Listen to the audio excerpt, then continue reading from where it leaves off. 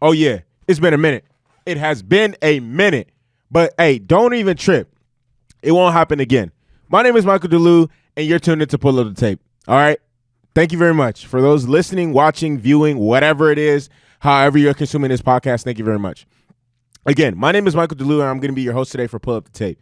Before I get into the politics of today's episode, I would like to ask that if you're listening to this podcast via Apple Podcasts, Spotify, SoundCloud, Google Podcasts, or whatever podcast platform you're listening to this on, do me a favor and share this podcast with anybody you know.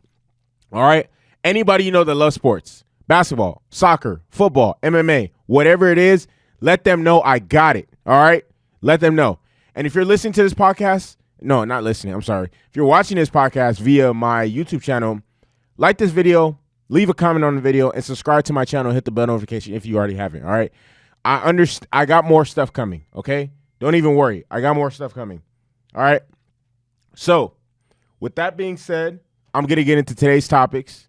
Got a great show ahead. So, later today, Miocic, and Daniel Cormier are going to have their rubber match. All right, so part 3 is happening later today. So Stipe and Daniel and DC traded wins in their first 2 fights. Actually traded KOs. As I said before, Cormier versus Miocic 3 is later today. It's going to have 2 Titans, 2 champions, and 2 of the greatest heavyweights ever, or mixed martial artists, whatever, however you want to spin it. Both of these men have really talked up this fight. Stipe said this will be the fight to define this. Stipe said this fight is going to define him. And Cormier stated that this fight will determine who the greatest heavyweight in UFC history is. So, Stipe, a little bit about him for those of you, not for those of you. I mean, if you're watching this, whatever. For those of you who don't know, Stipe holds the record for most title defenses in the heavyweight division at 3. Going for 4 right now if he's able to defend and beat Cormier, DC. He holds the record at 3, but he lost it to DC in their first bout, which Cormier caught Stipe with a right hand that sent Stipe straight to the mat. And then that just, started the whirlwind for what led to the end of the fight. Like, DC swarmed him.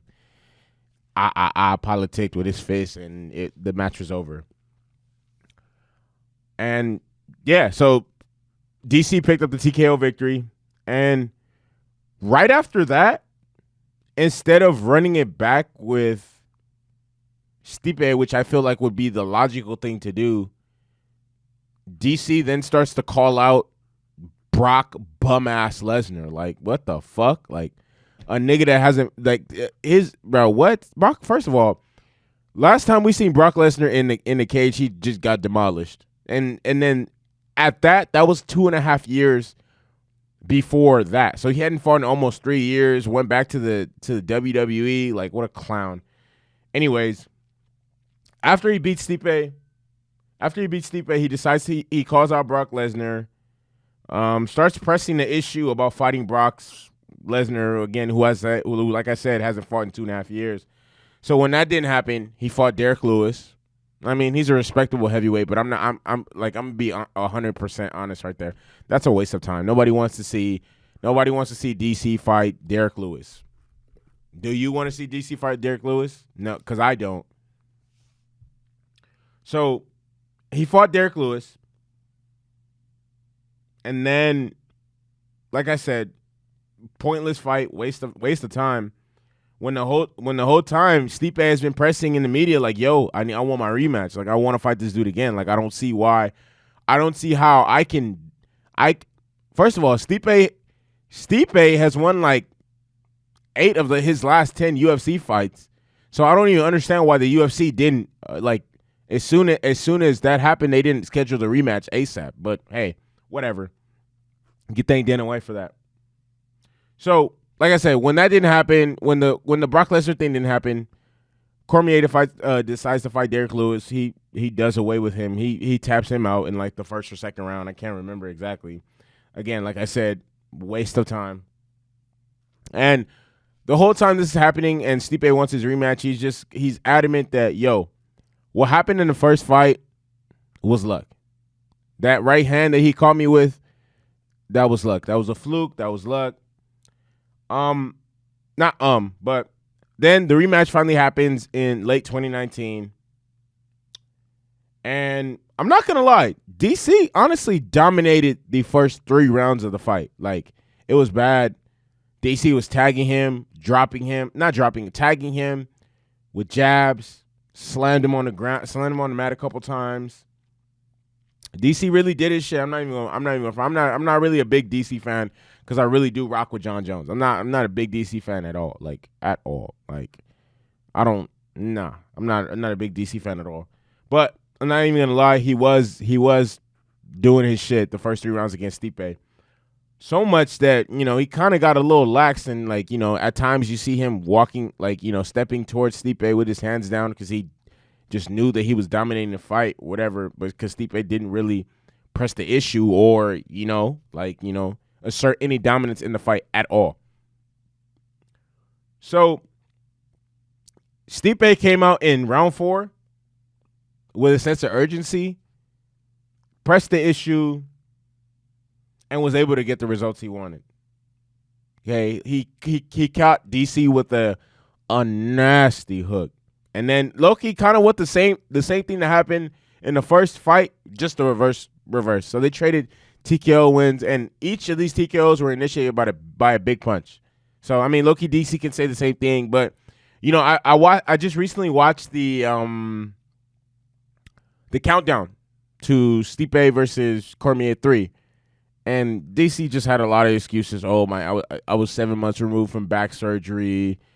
I couldn't really wrestle with him, blah, blah, blah, blah, blah. Just excuses like, bro, what?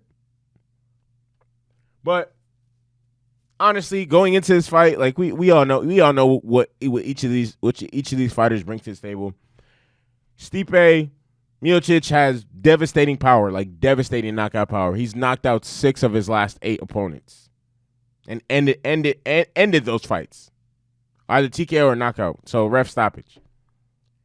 And I mean, we all know that Cormier is one of the greatest wrestlers ever. Like, ever. Except for when he fights against John Jones. I'll say that. And one thing I want to add, it's important to note that DC is retiring after this fight. He's calling it a career, he's calling it quits. So I will say he's had an amazing career, except for when he fights John Jones. Just being honest. And I wish him nothing but the best. Like, he seemed like he was very adamant and ready to step into this next level. Well, not next level, the next phase of his life. Being a father, he's expecting another child within the next couple of months and just different stuff like that. He's ready to step into different roles, and he started coaching. He started actually being an analyst and stuff like that, which honestly he was very good at.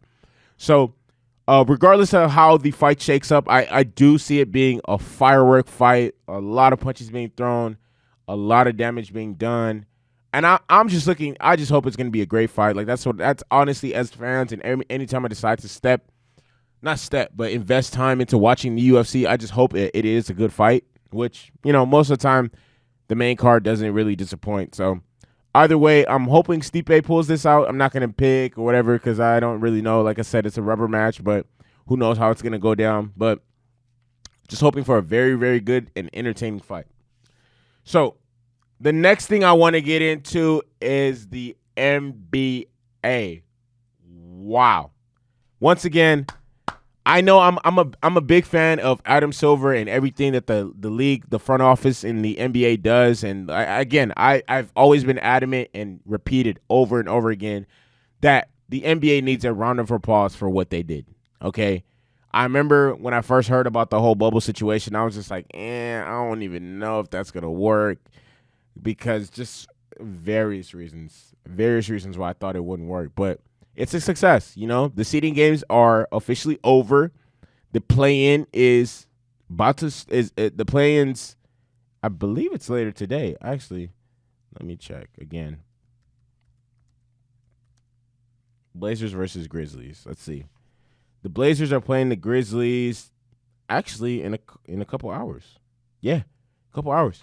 So before I get into that, I want to wrap up everything that happened on Thursday, which was like the most critical day when it comes to the play-in and stuff like that. So the Suns defeated the Mavericks 128-102. Devin Booker had 27 points, 7 rebounds, and 5 assists. And I honestly want to I don't want to dig too deep into this because I understand it's only 8 games. But this is the first time the Suns have won that many games in 10 years. And 10 years ago, you want to know who was on the Suns? Steve Nash, Amari Stoudemire, Sean Marion, Grant Hill, Boris Diaw. They actually had a good team. 10 years ago, they went to the Western Conference Finals and lost the 6 to my Los Angeles Lakers. So for them, and for those of you who do follow basketball and you know and are NBA fans, you know that the Suns have been trash ever since then. Like absolute trash. Like garbage. So laughing stock of the league, actually. Lottery pick after lottery pick after lottery pick after lottery pick after lottery pick after lottery pick after lottery pick. So they've been very, very bad. So the fact that they were able to win 8 games in a row is just shocking. Not only did they win 8 games in a row, but look at the teams they defeated in the bubble. The quality teams, not just trash teams. They beat some trash teams, but majority of their wins came from quality teams. 5 of their 8 wins came from playoff teams. They beat the Mavs twice. They beat the Thunder. They beat the Heat, beat the Pacers, and they beat the Clippers. 5 of the 3 wins came from playoff. They beat playoff teams. Okay? And during this time, DeAndre Ayton played good. Devin Booker averaged 27. This is without Kelly Oubre. Like, you know, honestly, the Suns do deserve some love. Like, you know? And the crazy thing is, I was one of the people who I remember seeing all the teams that were going to the bubble. I'm just like, the Suns, there's no reason for the Suns to go to the bubble at all. Like, at all. There's no reason whatsoever for the Suns to be going to the bubble.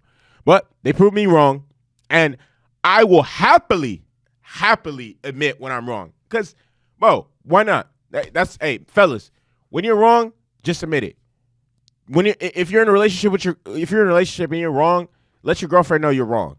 If you're talking to your mom, let her know you're wrong. If you're with the homies and you mess up, let them know you're wrong. So I'm a man.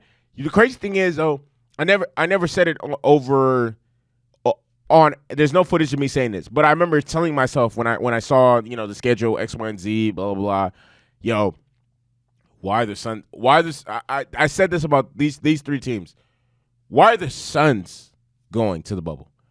Why are the Wizards going to the bubble? And there was one more team where I just thought, I don't know if they should be going to the bubble, but hey, to each its own. So salute to the Suns. I really wish they would have got into the play-in. I wouldn't have mind if either the Suns or the Blazers made the playoffs, because I honestly feel like those 2 teams were the most deserving. Because I honestly don't feel like the Grizzlies should be in there. The Grizzlies went 2-6. The Grizzlies were a huge letdown and a big disappointment. But they did win on Thursday. So they beat the Bucks 119-106. Mind you, these were the Bucks that didn't have Giannis, because Giannis decided that he wanted to headbutt Warner for some odd reason. I don't really know why, but I mean, I guess. But it's important to note that something happened for the first time in Memphis Grizzlies history. I feel like Memphis Grizzlies, if it was NBA history, they would have said that. Jonas Valanciunas and Ja Morant both had triple doubles. Random, but I mean, hey. And they were able to win by 13 points, and that win put them into the ninth place, which will then now allow them to, which qualifies them for the play-in. Which, no brainer, they're gonna lose. Like this, they're not winning that at all. Come on now, let's be realistic with ourselves. They're not gonna win that. And I don't see them. I think the Blazers will win the first game, and if the Blazers don't win the first game, they're gonna win the second game. So, Blazers are playing the Lakers. Lakers in 6. So, the last important game on Thursday was the Blazers versus the Nets, and I have so much to get into this one about. Okay, hold on, wait. Rest in peace, Pop Smoke. The Blazers beat the Nets 134-133. And no, the game did not go into overtime. This was 4 quarters. 130-something points were put up by both of these teams. Can you imagine that? Where's the defense? I'll tell you where. They left it in the locker room. That's where the defense was. No defense was played at all by either teams.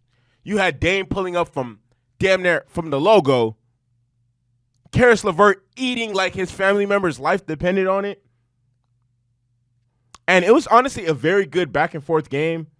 And to be honest, I'll be the first to say, I don't know if a lot of people will really admit this, but the Blazers really shouldn't have won that game. Like, I honestly think the Blazers got a lucky win. And for real, that was a very great look by Karis LeVert at the end.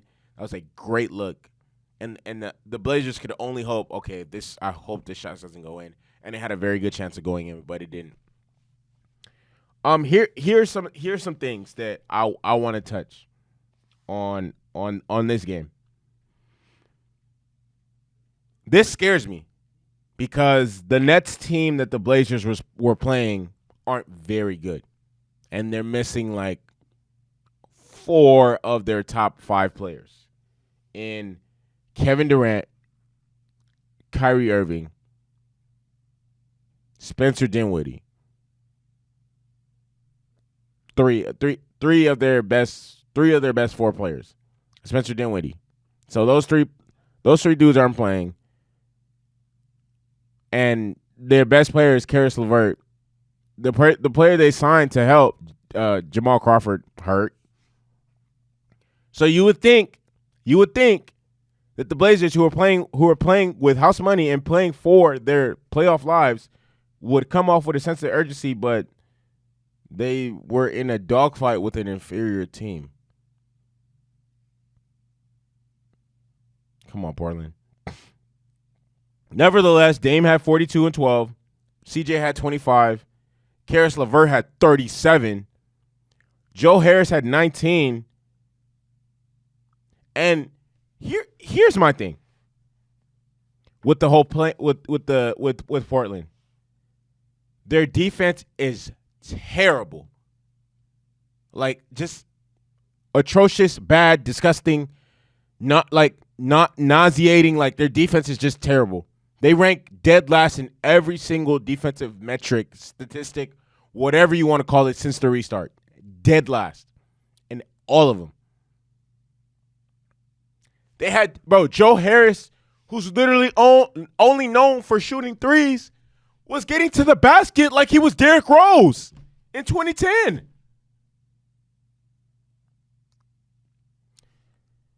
Oh, my God. All right. So, here, another thing about the Blazers defense.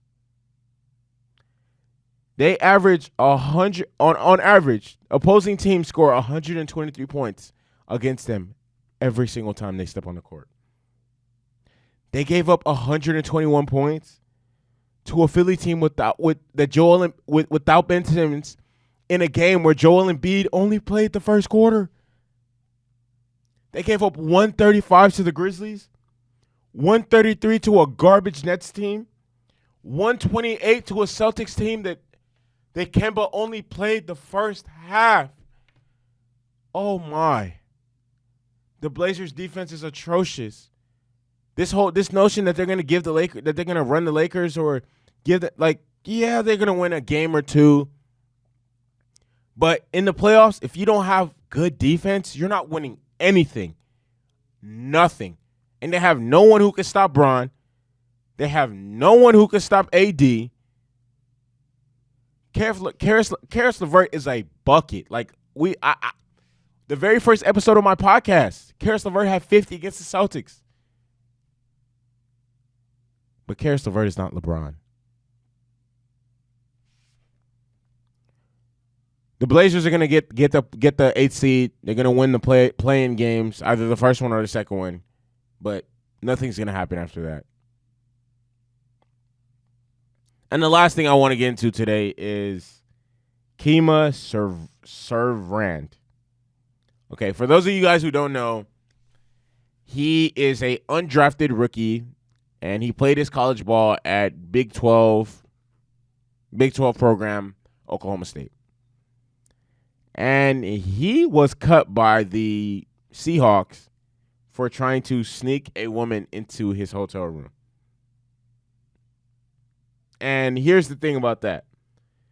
The woman was wearing Seahawks apparel and tried to disguise herself as a football player. And the first thing I want to say with that is, come on, bro. That was pretty stupid. He had a better chance of her dressing up like she was a businesswoman or something of some sort than a football player. Or she could have just dressed. She could have portrayed herself to be a part of the Seahawks front office or management or something like that. Little nice suit, feel me, something. I don't know. But for her to dress up like a football, come on now. There's no way a woman is going to look like a professional football player. Like, in no way am I going to believe that. That's never going to work. But that just shows how horny and how bad he needed. He probably wasn't even thinking straight. Look, I understand. Okay, yes. He put his teammate, he did a bad thing. He put his teammates in jeopardy because who knows if she had the Rona or who she's come in contact with or blase.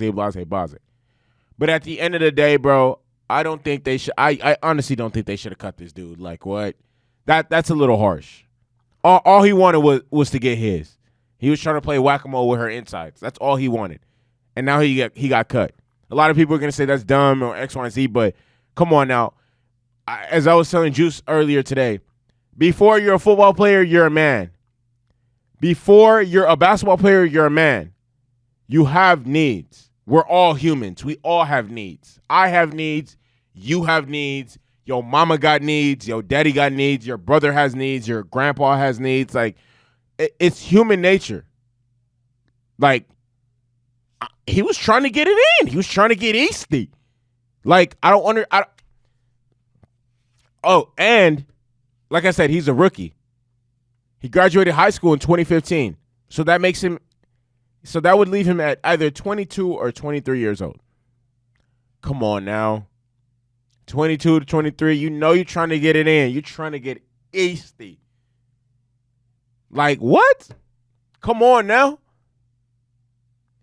And, like, look, these are, like, a lot of the people in the NFL are not kids, but they're in their 20s. They're not all the way there yet. I mean, I'm not going to say they're not all the way there yet mentally, but, like, bro, when you're in your 20s, you're trying to get it in. You're trying to get Easty. Like, what, bro? Honestly, I'm not going to fall here. I can't blame him. I probably would have been on the same tip. Keep it 100 with you. And look, here's the thing. This is only training camp, too. Like, do they really expect players not to be on that? Like, bro, these are grown men you're talking about. These are grown men you're talking about. I know, bro. I know the conversations me and the homies be having. I know, bro. I'm homies with some freaks. All right. I mean, it's really disappointing that the Seahawks decided to make an example out of him and cut him. I think that was a little overboard. I think they should have. I mean, but I get it. He probably wasn't going to make the team anyways. But I mean, I don't think they should have cut him. Like, maybe a fine or something of some sort. But actually cutting him, that seems over. That seems a little extreme. Like a little extreme. Like a fine, something would have been more appropriate. And like, but I don't understand what they think is gonna happen. Like, I mean, I don't know. Especially with the NBA players, with the NBA allowing, they're gonna start allowing players to have family members come through and visit and whatever. So they probably gonna get it in too. Like, I don't know. I just don't think that was really the necessary route to go when it comes to this situation. Because at the end of the day, this isn't a 40-year-old man we're talking about or a 30-something-year-old. This is a 22, 23-year-old kid who's trying to get it in. That's all it is. But hey, I mean, now he has all the time and space and opportunity to get it in as much as he wants. But with that being said, I'm going to wrap up today's podcast. My name is Michael DeLu, and thank you for rocking with me. Thank you for listening to Pull Up the Tape. I honestly felt like this was a very, very good episode. It felt really natural, really good. And I'm just thankful and grateful to be doing this right now in front of you guys. I don't care how many people are watching, 8, 9, 10, 11, whatever. We gonna get to 100K soon. Soon might not be a year, 2, 3, 4, whatever. It's gonna happen though. If you're listening to this podcast via any of my distributing platforms, thanks to Anchor, share this podcast with anybody you know that loves sports. It only takes a couple seconds to share and support. Okay. And if you're listening, to this podcast via, my fault. Not if you're listening. If you're watching this podcast via my YouTube channel, do me a favor, like this video, comment on the video, subscribe to my channel, hit the bell notification if you already haven't. It helps me tremendously. I have 31 subscribers right now. Help me get to 50. Share this podcast with anybody you know. It only takes a couple seconds. Thing about support, it only takes a couple seconds. All right. With that being said, bow, movie. Let's shake the room.